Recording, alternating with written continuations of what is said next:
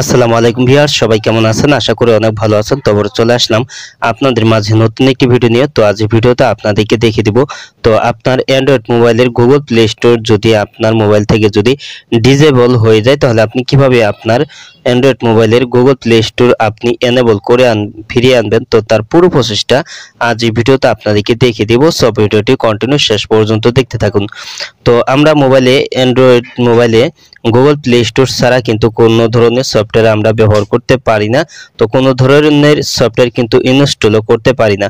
তো সেক্ষেত্রে কিন্তু আমাদের কিন্তু অবশ্যই কিন্তু মোবাইলে কিন্তু গুগল প্লে স্টোর সফটওয়্যারটি অত্যন্ত প্রয়োজন। তো গুগল প্লে স্টোর সফটওয়্যারটি যদি কখনো আপনার মোবাইল থেকে যদি ডিসেবল হয়ে যায় বা আপনি যদি আপনার মোবাইলের গুগল প্লে স্টোরটি আপনি ডিলিট করে দেন, তো সেক্ষেত্রে আপনি কিভাবে এনেবল করবেন তো সেটা এখন দেখিয়ে দিচ্ছি।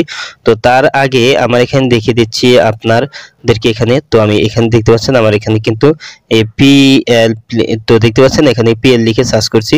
প্লে স্টোর সার্ভিসটি কিন্তু এখানে কিন্তু সফটওয়্যারটি কিন্তু এখানে নেই। তো দেখতেই পাচ্ছেন, তো এখানে কিন্তু আমার কিন্তু মোবাইলে কিন্তু গুগল প্লে স্টোর সফটওয়্যারটি নেই। তো আপনার মোবাইলে যদি গুগল প্লে স্টোর সফটওয়্যারটি যদি না থাকে, তো তাহলে আপনি কিভাবে গুগল প্লে স্টোর সফটওয়্যারটি আপনি পুনরায় ফিরিয়ে আনবেন তো সেটা এখন দেখিয়ে দিচ্ছি। তো এর জন্য প্রথমে আপনার মোবাইলে থাকা সেটিং অপশনে চলে যাবেন। তো আপনার মোবাইলের সেটিং অপশনে আসার পর এখানে আপনার সেটিং থেকে অ্যাপস এন্ড নোটিফিকেশন সেটিং, তো এই সেটিং আপনি টাচ করে দিবেন। তো এই সেটিং এ টাচ করার পর এখানে আপনি কয়েকটি সফটওয়্যার দেখতে পারবেন। তো এই যে এখানে, তো তারপর এখানে সমস্ত সফটওয়্যারগুলি আপনার মোবাইলের সমস্ত সফটওয়্যার দেখার জন্য এখানে সি অল, তো আমার এখানে দেখতে পাচ্ছেন 83টে সফটওয়্যার রয়েছে। তো আপনার এখানে সি অল, তো এখানে আপনি টাচ করে দিবেন। তো সি অল অপশনে টাচ করার পর আপনার মোবাইলের যতগুলি সফটওয়্যার ইনস্টল করা আছে তো সবগুলি সফটওয়্যার আপনি এখানে দেখতে পারবেন। তো তারপর আপনি এখানে নিচের দিকে চলে আসবেন। তো নিচের দিকে আসার পর এখানে আপনি এই যে দেখতে পাচ্ছেন আমার এখানে আছে গুগল প্লে সার্ভিস, তারপর এখানে আছে গুগল প্লে স্টোর। তো এই যে দেখতে পাচ্ছেন এখানে কিন্তু ডিসেবল দেখাচ্ছে।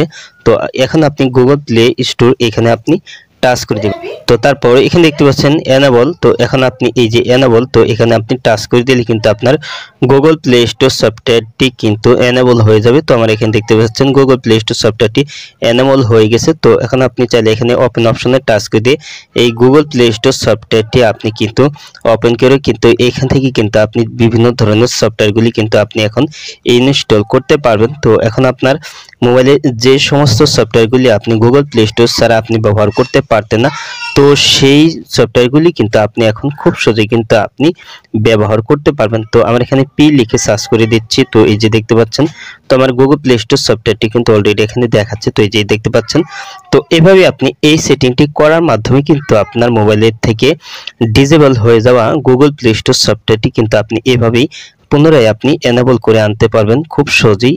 তো আজ এই ছিল ভিডিওটি শেষ পর্যন্ত দেখার জন্য আপনাকে অসংখ্য ধন্যবাদ। ভিডিওটি তো অবশ্যই লাইক দিবেন, আর কিছু জানা থাকলে কমেন্টে জানিয়ে দিবেন। আর আপনি আমার এই চ্যানেলে নতুন ভিজিট করে থাকলে এরকম ইন্টারেস্টিং ভিডিও পেতে অবশ্যই ডিসাইড ভিডিও ইউটিউব চ্যানেলটি সাবস্ক্রাইব করে পাশে বেল আইকনটি অ্যাক্টিভ করে দিবেন সবার আগে নতুন ভিডিওর নোটিফিকেশন পাওয়ার জন্য। তো পরবর্তী ভিডিওতে আবারও আপনাদের সাথে দেখা হবে। ততক্ষণ পর্যন্ত সবাই ভালো থাকুন। আল্লাহ হাফেজ।